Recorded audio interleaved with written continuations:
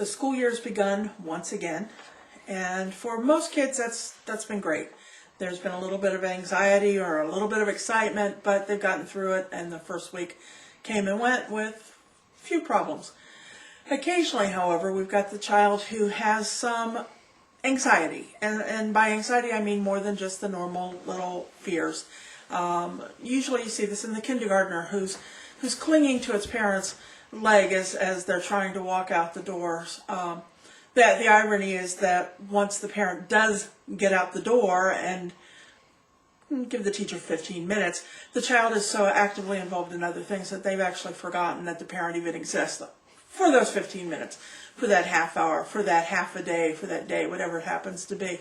They're thrilled to see mommy or daddy at the end of the day, but they've enjoyed themselves.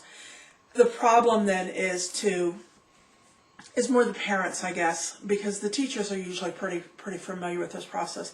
The problem for the parent is to be able to disengage gracefully, to not feel guilty about it, to not spend a lot of time trying to placate the child, but just basically to firmly and lovingly say, mommy or daddy has to leave.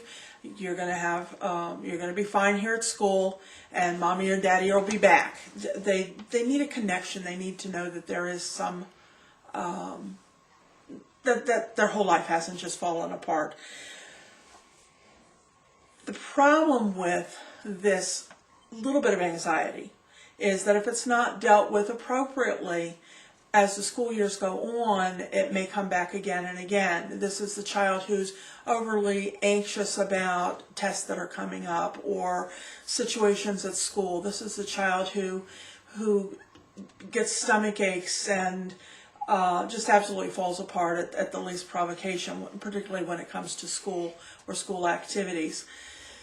The more you can help support, and support is the big thing here, not encourage so much as just support the child. Recognize, yes, this is kind of scary, but you know what, you're going to get through it. The more you can support them matter-of-factly and calmly, the faster and the better they'll get through it. When testing comes up, when the family is going through some stressful situations, when there's a death, and that can even be the death of a pet. These are times that the child may revisit that anxiety. And again, just calmly recognize, yes, I understand that things are upsetting to you right now, but you know what, you're going to get through them. Give them a confidence, you're going to get through them. And I'm going to be here for you. And for some kids that means a love note in their book bag, or just a little call to the babysitters to say, I'm thinking about you. Something that takes very little time, but for the child can be very, very important.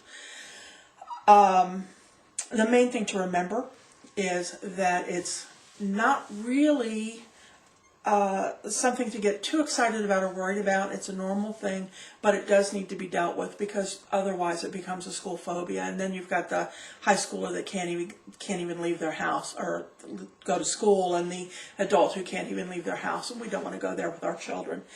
So work with your child's school. Your parent, the teachers and the counselors are well trained to deal with this and support the child and you in the process. And if it really becomes a problem, seek professional help. The younger the child is, the better, the less impact the anxiety has on their life in general. So that's it. Don't take it personally. Have a good day and love your child as always. Thanks.